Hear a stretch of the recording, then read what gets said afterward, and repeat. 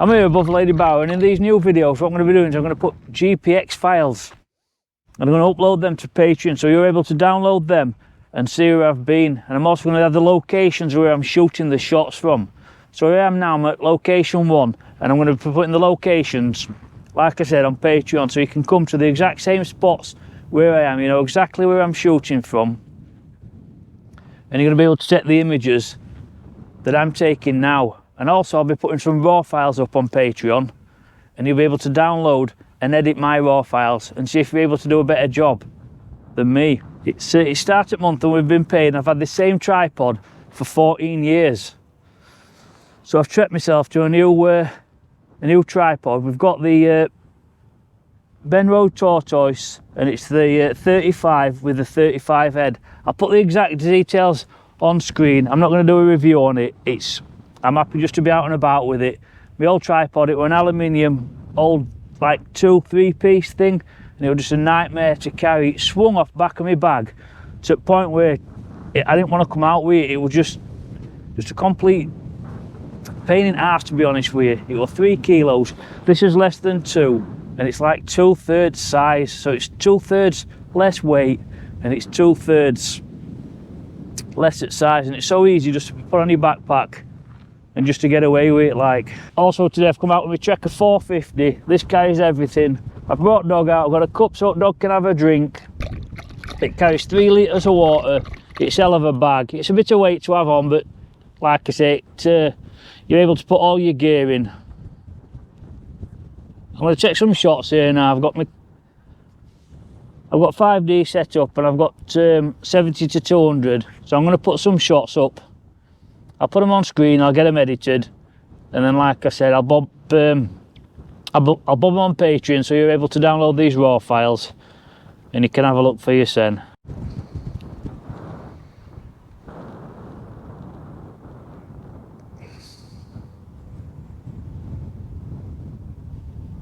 So this is location 2.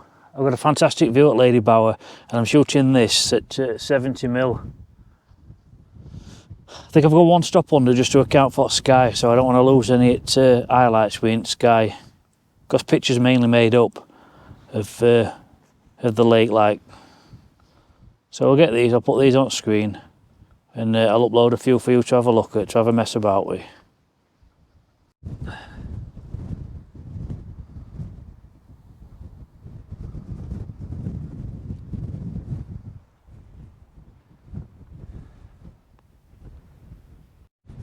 Still at location 2, what I'm going to do is I'm going to put wide angle lens on, maybe at 24mm, get a time lapse of this up here.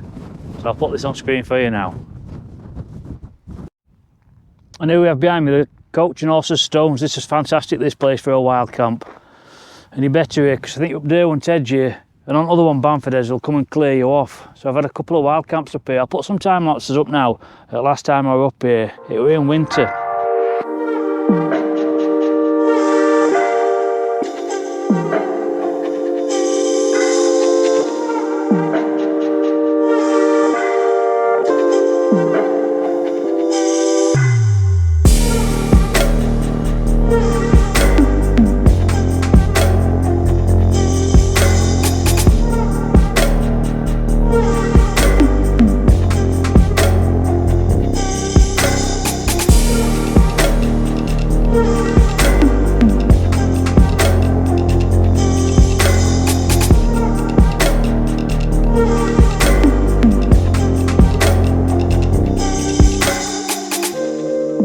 So it was really cold, and if you're watching a sunset or a sunrise, this is the place to be really. You're about an hour away from the car.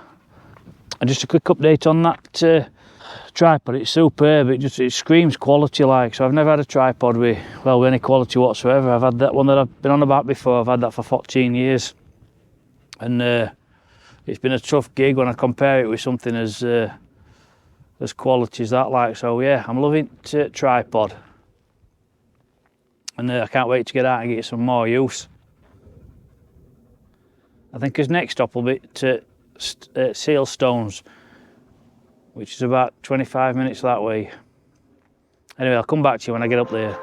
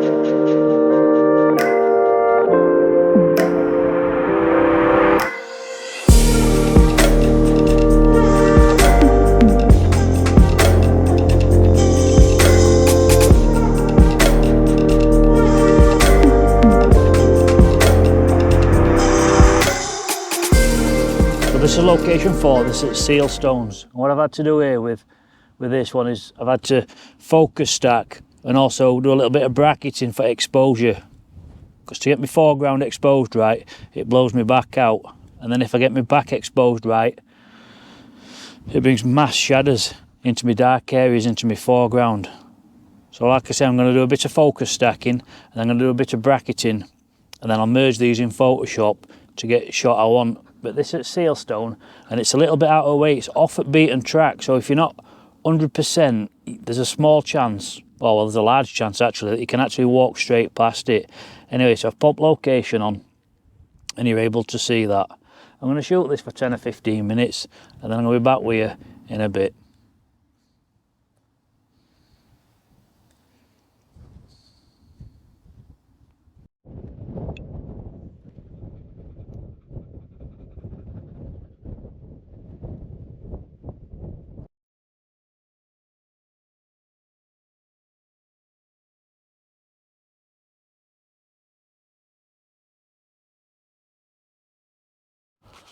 I'm up here at back door, this is as far as I'm going. The original walk goes behind me and it goes a long way around, but I'm just going to walk back across the top of Derwent Edge. I've had a good time with tripod, I've really enjoyed playing with it. I've never had a quality tripod before and it's I could have done with it years since, in all fairness. The views from up here are out of this world. And I've picked out maybe 5 locations that I shot and video pictures that I will be editing. But there's 1,000 more. It's just, the landscape up here is remarkable because these rock formations just appear out of nowhere. And there's no rhyme or reason, there's no reason why they should be here. So you've got patches of field and then rock formations that are so close together and then nothing for quite a while and then these rock formations again. It's just mind-blowing. And up in winter it looked completely different again. What I've been doing with GPX files is I download a GPX file off the internet and then I go to my Garmin phones, my Garmin watch site, and I upload that. I upload the GPX file and then it syncs with my watch, so the GPX file overlays my watch. So days for the map and compass are gone really. I think if your watch is fully charged, that'll last 24 hours my watch using the GPS. The maps are on there. The GPX files overlay the maps and it keeps you on the right route. So it's simple as that. When I'm picking my walks, it's no map and compass.